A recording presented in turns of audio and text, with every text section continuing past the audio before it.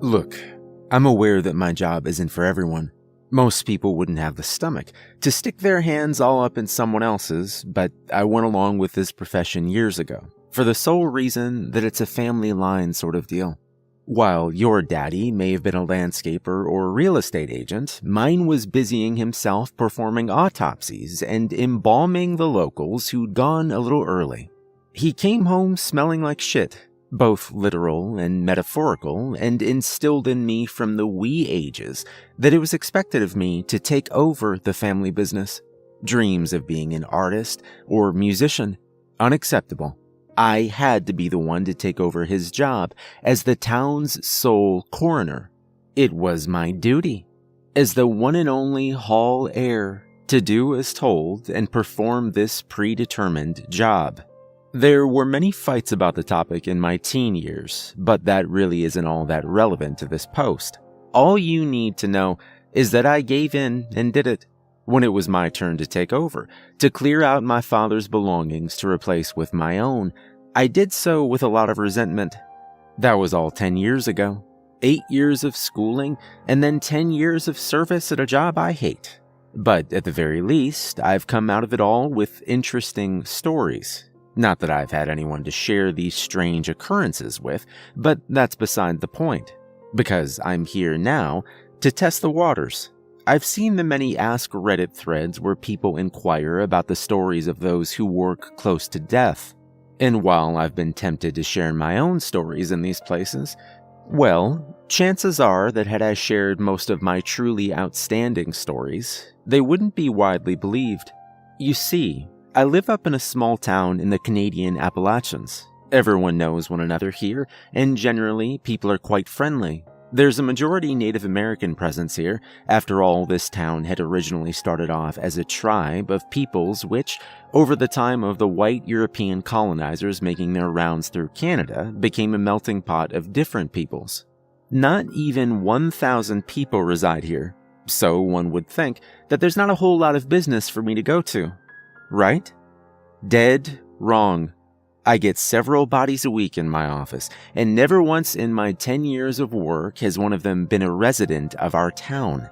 Usually, if a hiker ended up dead in the mountains, maybe from the weather, a tree well, or thirst, they'd see if they could be identified from personal effects, and, if possible, send them back down to the relevant town to be looked over. This, however, has never once been the case. I've literally never had the body of a local in my office. Sure, people die. It's completely illogical to think that they don't. But for whatever reason, they've most likely all been sent out of town to be taken care of. Some of the weirder states I've received bodies in are: number 1, all teeth were pulled and scattered around the nearby woods. There was no other physical damage done to the body, nor had any drug been ingested.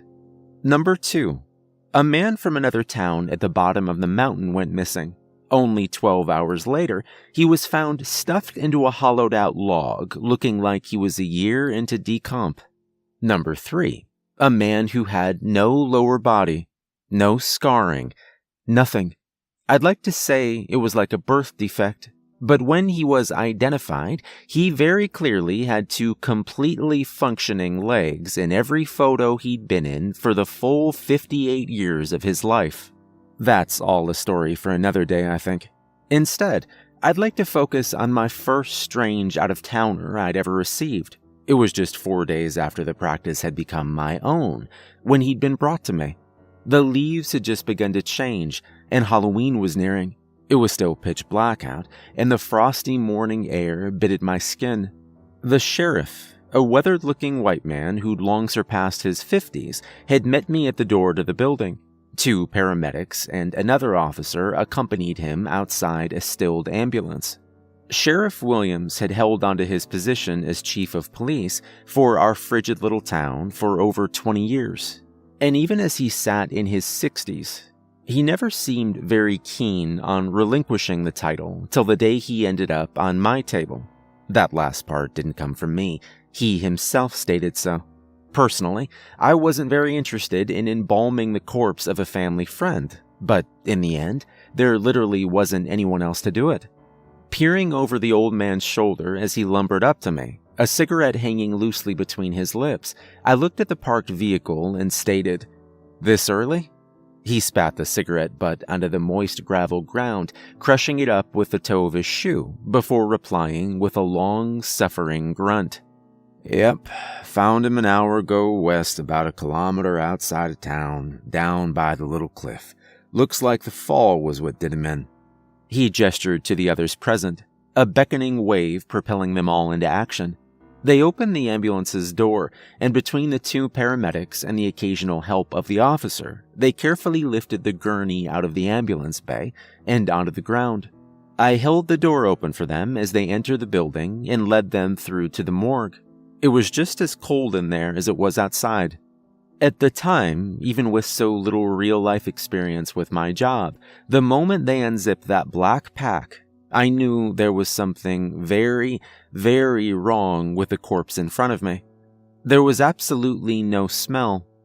While you may not personally know the smell of a dead, long decomposing corpse that's been marinating in stagnant water, you can probably guess it smells absolutely foul. I honestly don't think there's any smell worse than gross old human soup, and you can challenge me on that belief. His skin had paled and bloated. His shirt was untucked and riding up his distended gut, the skin holding a strange bluish-green hue to it. His eyelids had swollen up, leaving only slivers of the man's discolored eyes to be seen behind them, his tongue bulbous and misshapen, peeking out from behind blue lips, taking on a similar color to his milky eyes. His fingers were sausage-like, and all in all, he looked like an overly full water balloon ready to pop at any given moment. Basically, with that description, I'm trying to say that it was gross and pretty far along with decomposition. I snapped blue gloves over my hands and prodded carefully at the man's clothing, pawing at the pockets or any conceivable place that a form of ID would be located. I found a washed-out gum wrapper and a Zippo lighter. Neither were going to really tell a whole lot about the guy on my table. Aside from that, he may have been a smoker, but there were likely hundreds of people in and around town that smoked cigarettes. So, it basically opened the door to literally anybody. I pressed my upper teeth into the flesh of my lower lip and watched the body carefully, keeping silent for a couple of minutes before addressing the sheriff. Was there any other clothing there? Bags? Anything tossed into the brush? I ran my latex-covered hands along the man's shin, finding that, to my surprise, the bone was entirely intact. There wasn't even so much as a hairline fracture. I felt up the rest of his body, finding that he indeed didn't seem to have a single broken bone. "Nah, nothing around there. Just him face down in the creek and the clothes he's wearing," he said. I pressed two thumbs along the sides of his neck, then above the Adam's apple, and paused. I pulled his jaw as far open as possible, but his swollen tongue made it impossible to see or reach past it into the throat. "Push me the cart," I said to one of the paramedics. "There's, something hard in his throat. I need to cut it open to remove what it is."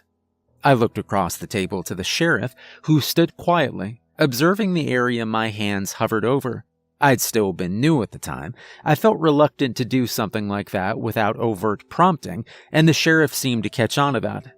"I'm not the coroner. That's your job. You went to school for it. You think it's necessary, then just go ahead and do it." That was all the prompting I needed, and carefully, with a scalpel, I dipped the blade in the skin just below the chin and slowly slid it down. And still, no smell came from the body as I split him open. I stopped just above the collarbone and discarded the dirty tool. Gray fat clung to my gloved fingers as I dug them into the crevice I'd carved into the cadaver, and slowly, my fingers past stringy muscle and soft fat, I found my way to the offending thing blocking the throat. I couldn't quite tell what I was feeling. It wasn't sharp, edges rounded. It was broad and thick. I need one of you to hold the edges open for me. I can't pull it out." With the aid of the paramedics keeping the skin flaps open, I was slowly able to work the lodged item free. I wasn't too sure what to make of the item in my hands. I looked up from it to the sheriff, checking to see if the same surprise that no doubt colored my face was shared, but he didn't look at all shocked by the discovery. The others didn't seem shocked either. It was a palm-sized leather wallet that I just pulled from the throat of a cadaver. "Yeah, I don't think he fell off that cliff, Sheriff," I said. He didn't reply. Carefully, I peeled the thing open to check its contents. The college-aged man pictured on the driver's license looked nothing like the remains that sat just a foot away from me. He was a handsome young man. The card said he was from out of state, nowhere near where his body had been found. Even now, 10 years later, I don't know how or why he was there, but I'd like to hope he was just a tourist, that nothing else was behind how far he'd ended up from home. I placed the wallet on the side just in front of the sheriff, leaning my palms onto the table, smearing fluids across the thing as I did. I already knew that there'd be a big mess to clean after this, though I'd never been so grateful that the responsibility didn't fall on me. I'll be honest, with this level of decomp, I doubt I'll be able to pinpoint the exact cause. I do know that he definitely didn't die from a fall, I said. My eyes flickered between the wallet and the sheriff. Though, personal opinion, I think that the whole throat wallet thing probably had something to do with his death. I said, "All right, well, what do we do? Decide he wanted a taste of his wallet?" The sheriff asked. I raised a brow at him. People tend not to do stuff like that. I think that someone else may have put it there. I said, "But you won't be able to say for sure." He replied, "I mean, yeah, technically I can't. Look, people don't get murdered around here. There's nobody running around shoving wallets down people's throats." He said, "You'll see weird shit like this plenty work in this profession. Don't think too hard on it. It ain't a threat to you if you ain't a threat to it. You understand me?" When I didn't answer right away, he simply waited. After a couple of long seconds, I reluctantly agreed with him. He looked at me hard, analyzing every crevice of my face before seeming to be satisfied. He stepped away, nodding slightly. "All right, you fix this fella up, all right? I'll track down his family, and I'll tell him the bad news. How long you think until you can say you finished embalming this guy?" He said, "Usually 2 hours, but this guy's in a bad state, so only God knows how long until he's cleaned up enough." I said. I tossed my gloves into a waste bag and stepped up alongside him. The paramedics left, taking some sort of cue that neither of us had sent out. "I'll call you when he's ready, though." Yeah. You do that," he replied. Briefly, he looked as though he wanted to add to what he said, but after staring at me, lips slightly parted, ready to speak in any moment, he pressed them into a thin line and made for the door. "I'll talk to you later. Keep what I said in mind. Working this job, you'll need it." And for years I followed that advice. I ignored the weird, wrote off the bizarre deaths and strange cadavers that ended up on my table, and it worked out for me. I did my job, and life was good. Turns out, though, that when the dead body that ends up on your table sits up and screams, well, all that previous advice of ignoring the weird stuff, it gets a hell of a lot more difficult. If there's enough interest in my stories, I'll continue with this little retelling of my top 10 weirdest hits, but I can't continue at the moment. My guest just woke up from unconsciousness, and I need to figure out what to do with him.